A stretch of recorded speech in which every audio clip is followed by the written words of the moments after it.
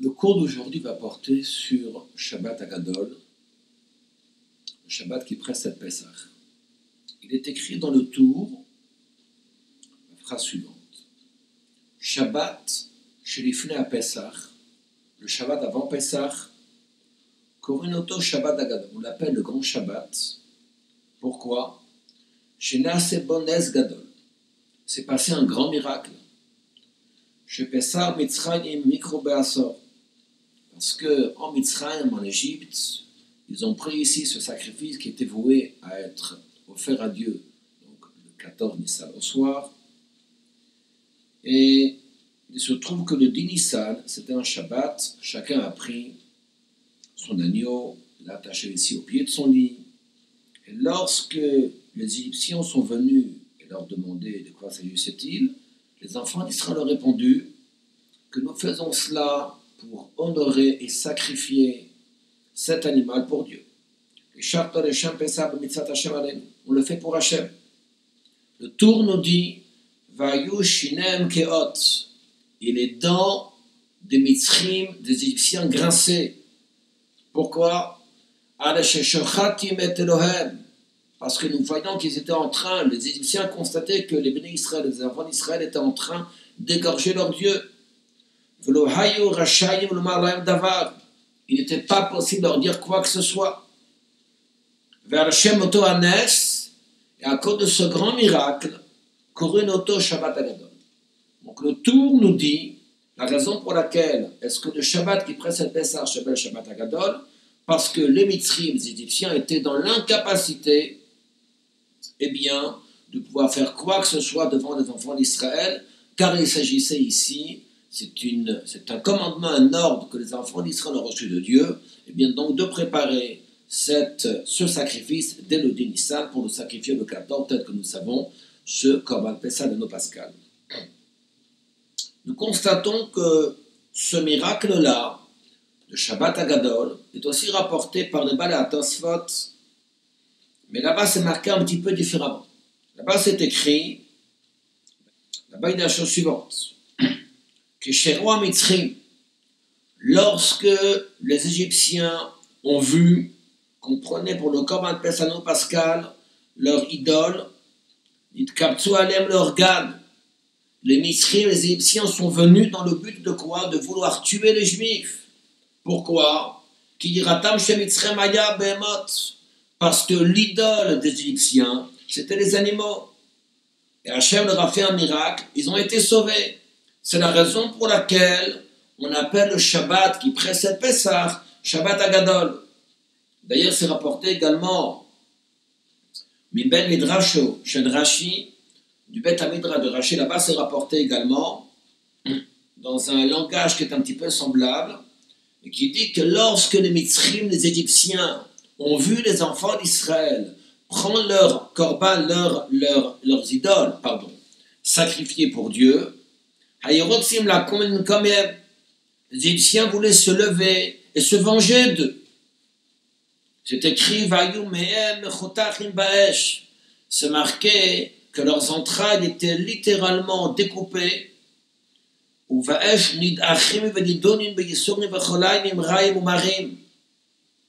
Et dans le feu, ils étaient complètement écrasés avec de grandes souffrances. C'est la raison pour laquelle ils n'ont rien pu faire aux enfants d'Israël. Israël nous dit donc au nom du Bet Midrash de Rashi, étant donné que se sont passés de ces grands miracles pour les bénis Israël, ce Shabbat avant Pessah, c'est la raison pour laquelle ce Shabbat porte le nom Shabbat Agadol, le grand Shabbat. Nous constatons que d'après l'explication que le Tour a donnée, il y a ici une question, c'est que le Tour ne rapporte pas le fait que les Mitzrim, que les Égyptiens ont voulu tuer les bénis Israël. Uniquement, qu'est-ce qu'il dit? Lo hayu rashayim lomar lahem davar. Les Mitzrim, les Égyptiens n'avaient pas la possibilité, ne pouvaient rien dire aux bénis Israël. Par conséquent, une question se pose, le Rabbi pose cette question, que l'essentiel du miracle manque dans le livre. Contrairement au Balei HaTosfot et contrairement au Bet Hamidra de Rashi, qui disent clairement comme quoi le miracle est lié à quoi? Il dit au fait que les Égyptiens voulaient justement tuer les béné Israël, que les Égyptiens voulaient se venger des béné Israël. On ne constate pas dans les paroles du Tour de tels agissements. Le Tour dit uniquement Ayushinem Keot, que leurs dents grinçaient al sheshoratim et Elohem, parce qu'on était en train de quoi? D'égorger leurs dieux, leurs idoles. Ils ne pouvaient rien leur dire. Comment se fait-il que le Tour ne mentionne pas ici le miracle tel qu'il est mentionné dans les autres commentaires? Si nous regardons bien dans la Shon HaTour, dans le langage du Tour, il dit la chose suivante. Il dit, c'est pourquoi on appelle ce Shabbat Shabbat Hagadol. Ce n'est pas tellement pour une Hatzalan ici des Béné Israël, c'est-à-dire pour une sauvegarde et pour une protection miraculeuse des enfants d'Israël, mais beaucoup plus le fait de voir que les Mitzrim étaient dans l'incapacité d'empêcher les enfants d'Israël à faire leur mitzvah. D'ailleurs, il nous dit, lorsque les Béné Israël se tiennent avec force, ou avec abnégation, pour accomplir le commandement de Dieu, sans faire cas du danger qui était présent devant leurs yeux, jusqu'à ce qu'ils ont dit aux Mitzrim, aux Égyptiens, que nous prenons cet agneau dans quel but? Les Shachato nous dit le tour, les Shem Pesach Mitzvat Hashem Aleinu, parce que Dieu nous l'a ordonné. Eh bien, c'est ça le plus grand miracle. Lorsque nous constatons un juif qui ne fait pas cas de ça qui est devant lui et qui dit clairement les choses, tel que c'était le cas en Mitzrayim, n'est-ce pas le plus grand miracle qui est devant nos yeux? Nous constatons, après les paroles du Tour, comme quoi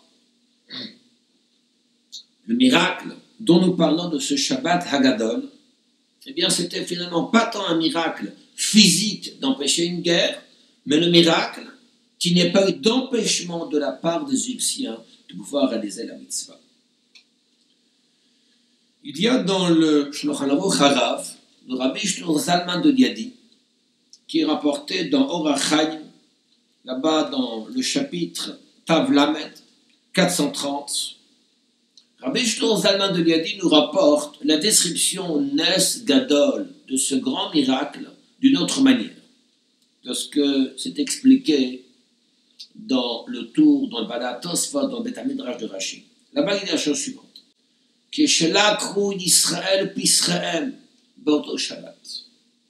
Lorsque les enfants d'Israël ont pris leur Korban Pessah ce Shabbat, puisque on a dit que le 10 Nissan, c'était un Shabbat, nous sommes 5 jours avant la sortie d'Égypte, le 10 Nissan de l'année 2448.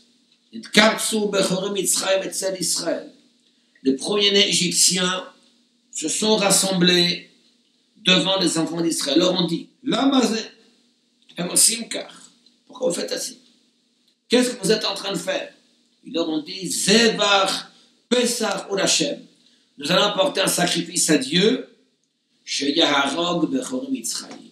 parce que Dieu va tuer les premiers-nés égyptiens. C'est là que les premiers-nés égyptiens sont partis voir leurs patriarches, leurs ancêtres, va-t-on dire, leurs pères et parents, de leur demander de libérer les enfants d'Israël. Mais ils n'ont pas voulu. C'est là que s'est passée une guerre civile entre les premiers-nés égyptiens et les autres, les Mitzrim, les Égyptiens. Et c'est ce qui est marqué dans le texte, c'est ce que nous récitons dans le Télim Kuf Lamed Vav, le chapitre 136 au verset 10, les Makem Mitzraim Bifrorehem. Traduction, l'Égypte a été frappée Bifrorehem par leurs premiers-nés. C'est pas qu'on a frappé l'Égypte de ses premiers-nés. Les Makem Mitzraim Bifrorehem, ce sont les premiers-nés égyptiens qui ont frappé les autres Égyptiens. Quand est-ce que s'est passée cette guerre civile? Nous ne parlons pas ici de Makat Bechorah, la mort des premiers-nés, mais nous parlons ici du Shabbat qui a donc précédé la sortie d'Égypte. D'après ce que nous sommes en train d'expliquer ici, va-t-on dire qu'il y a ici, d'après ce qu'explique Rabbi Shneur Zalman de Liadi, a priori la description de ce miracle ne vient pas expliquer, n'est pas liée, va-t-on dire, peut-on croire, avec la sauvegarde des Béné Israël, puisque concrètement c'était une guerre civile. On peut peut-être expliquer différemment. c'est que, d'après ce que nous dit Rabbi Shlomo de Liadi, que l'essentiel du miracle, c'était dans cette capacité de pouvoir réaliser la mitzvah. Tel que le Rambam est posé, que le Rambam tranche, c'est rapporté dans le roi sur les halachas, sur les malachim, sur les rois, Perekhet halacha Yud, au chapitre 8, à la 10e halacha. Tziva Moshe Rabbeinu bi'agvura. Moshe Rabbeinu a reçu l'ordre de Dieu. Lakov et kol ba'e haolam lekabel mitzvot shenitztavu b'nei Noach. D'obliger toutes les nations du monde à accepter les mitzvot que les b'nei Noach, que les goyim ont reçus. D'agir sur les nations du monde qu'ils fassent des actions qui ont été ordonnées de Dieu. Ad kedekar tellement d'aller même tuer Akoum chez le Kibel Mitzvot Ben Noach. Si vous avez un goy, un non-juif, qui n'accepte pas les commandements qui ont été donnés par Dieu, c'est une mitzvah de tuer. Et là, on peut peut-être comprendre que lorsqu'il est marqué les marqués Mitzrayim de Frorem, ça veut dire que les premiers Égyptiens ont donc tué les autres Égyptiens. Eh bien, c'était certainement, va-t-on dire, une manière d'aider les béné Israël. C'était une manière, va-t-on dire, de pouvoir faciliter à ce qu'effectivement, à ce que les goyim n'aillent pas à l'encontre du commandement de Dieu. Mais en réalité, ce commentaire n'est pas suffisant. Le Rabbi dit, en réalité, quand est-ce que Moshe Rabbeinu a reçu l'ordre de Dieu d'obliger les nations du monde à faire les 7 mitzvot de Bnei Noach? Ça, c'était après le don de la Torah. C'était après Matan Torah, mais pas avant Matan Torah. On ne peut pas dire que le fait que les goyim, les nations du monde, que les Mitzrim, que les Égyptiens se soient battus avec les premiers Égyptiens, fassent partie de cette obligation d'obliger les nations du monde à accomplir ce qu'Hachem demande. Il aurait été peut-être plus logique si nous allons dans l'idée fondamentale à ce que Rabbi Shlomo Zalman de Liadi pense que le Shabbat qui précède Pessah, il n'y a pas eu finalement un miracle physique, il n'y a pas eu de guerre, va-t-on dire, ostentatoire contre les enfants d'Israël, mais c'était uniquement tel que le tour nous le dit, c'est-à-dire à la capacité au Bnei Israël de pouvoir accomplir la mitzvah sans qu'il y ait d'empêchement. Il aurait été logique, parce que Rabbi Shlomo Zalman de Liadi, dans le Shulchan Aruch Harav, ait besoin, soit d'abord vienne et mentionne les paroles du tour, au début, dans lequel nous expliquons clairement que les enfants d'Israël ont donc accompli le commandant, la mitzvah de Dieu, et nous constatons que les Égyptiens n'ont pas empêché cette mitzvah. Il aurait été peut-être plus logique d'aller dans ce sens-là.